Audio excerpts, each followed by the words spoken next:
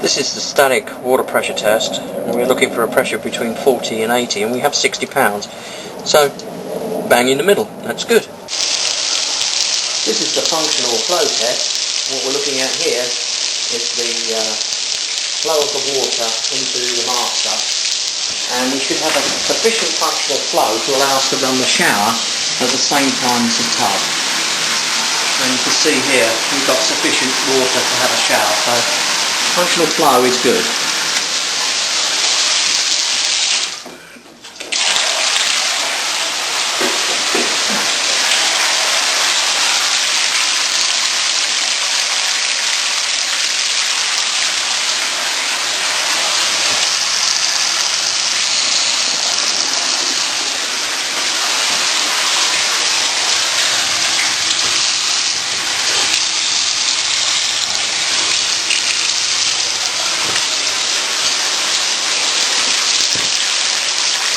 We have hot water at the tub. We have hot water at the basin. We have hot water at the other basin. We have got good drainage from the tub. So all in all, everything's going well. This is the water meter and stopcock for the house. It's generally locked. Okay. This here is the control valve for the sprinkler system. Let me just see if it's openable. Perhaps I need.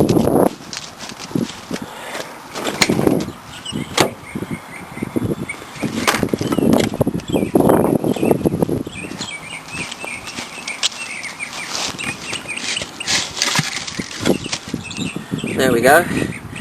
This is the isolation valve either side here for the pressure controls on the water sprinkler system.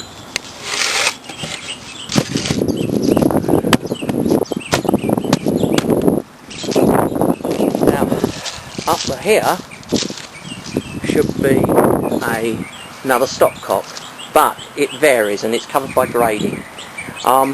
Certain cities stipulate a stopcock in the front yard, but because of the ground cover, it's not possible for me to.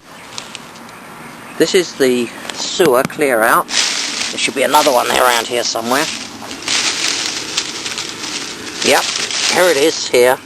That's this one, nearest to the house, goes to the city street. It runs, the lateral line runs that way. This one, the lateral line runs under the foundation. This is the water meter and the isolation valve for the house. This water meter tells you how much water you're using, and here you've got a small dial. Let me just go in closer. Got a small dial that if it's turning that red triangle, it means water's coming through. At the moment there's no water running in the house, and therefore it's not turning. Now if you ever get to a stage where the water is all off in the house but that turns, it indicates you have a water leak. So I can confidently say there's no water leaks in this house. This is the water heater. It's a relatively modern water heater. It's completely sealed at the bottom there. Up the top here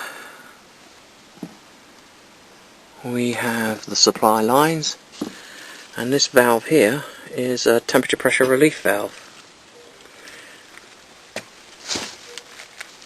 And what we can do is we can test this valve by flipping this lever. It lets a little bit of water out. It also cleans it. Something you should do once a year. Water goes out through the drain line. We have a tank. We have a safety pan, which is good. Gas lines are correctly installed. And the flue's in place, solidly connected. And the flue, well, there is evidence of water penetration at the flue here. You see these lines coming down. Up here there's some lines, it's water stains. What's required is the pipe where it passes through the flashing is corked. That will fix that little bit of a water penetration. I had zone 1 of the sprinkler system running. It's serving the shrubs and flower beds at the front left elevation, and also the front right elevation. This is the sprinkler system for the right side elevation of the house.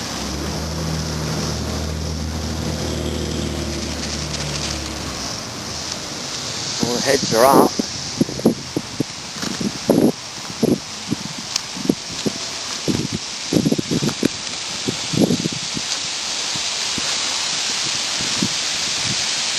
And it's running well. Okay.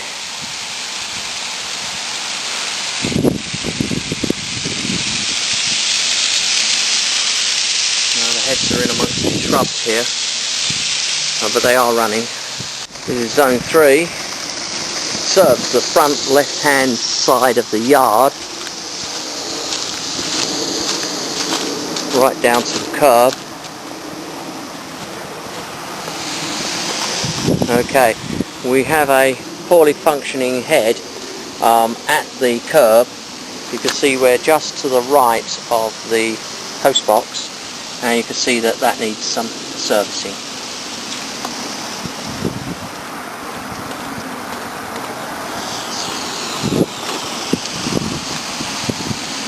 This is zone 4.